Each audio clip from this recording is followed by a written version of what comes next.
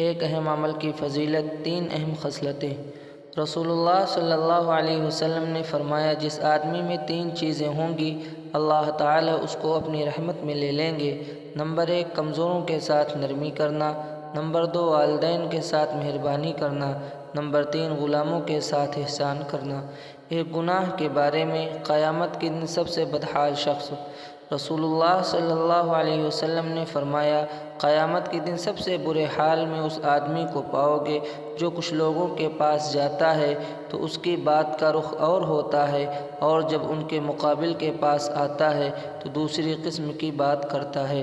دنیا کے بارے میں، صحابہ رضی اللہ عنہم کی دنیا سے بیزاری۔ حضرت ابو ہریرہ رضی اللہ عنہ کچھ لوگوں کے پاس سے گزرے جن کے ہاتھوں میں بھنی ہوئی بکری تھی۔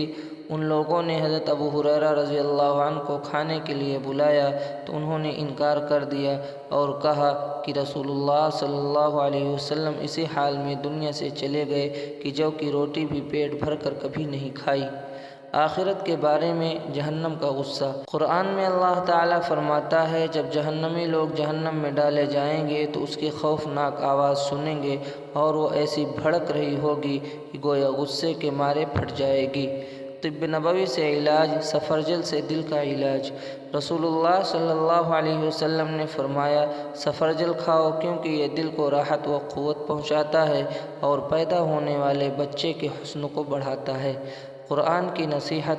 قرآن میں اللہ تعالیٰ فرماتا ہے، جب تم کو کوئی سلام کرے تو تم اس سے اچھے الفاظ میں سلام کرو، یعنی اس کا جواب دو یا ویسے ہی الفاظ کہہ دو، بلا شبہ اللہ تعالیٰ ہر چیز کا حساب لیں گے۔